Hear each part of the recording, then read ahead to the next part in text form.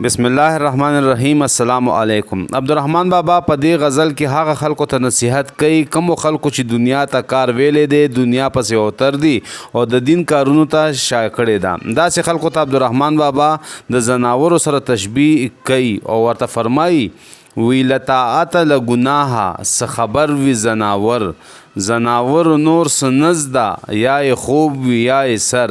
ورته وی د زناورو په مثال زناور د عبادت نه او د ګناه په کارونو څه پوهیږي. د زناورو خو دغه دوه کار دي، یا خوب کوي او یا سریږي خوراک کوي. ته هم دغسې وی دا خو ته زما نفسه چې د زه کړم کور و کر تمام ووت لعقله په دنیا پسې اوتر.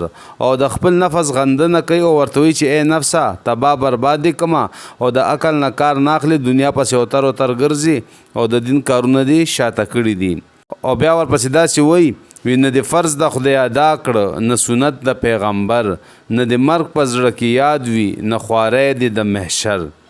او ورته وی او د پروت دا د نزدا چې په خوا لرم سفر په هر دم در څخه درومي که پوهیږي دا بشر.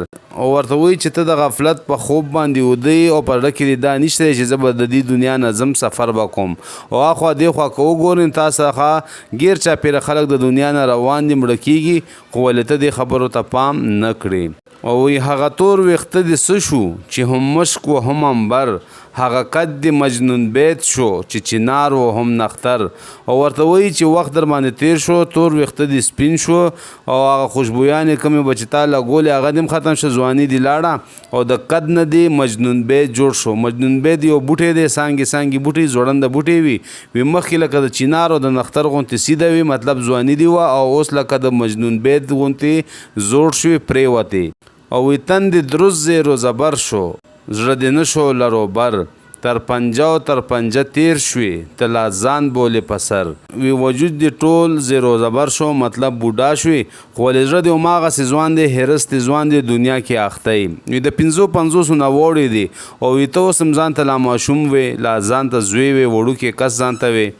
او وی نه دې ترس شي نه دې ویره، نه په زړه باندې اثر، بل به نه وي لکه ته هسې شوخ و زیږرور. او ستا غوندې زورور کس بل کس نشته دی چې په زړه کې دې اوس هم نه یره پیدا کېږي او نه په ځان باندې رحم کې. ملګرو دا د عبدالرحمن بابا کلام که خوښ شوی وي لایک ورکړئ، ملګرو سره شیر کړئ. اجازت غواړم د الله په امان.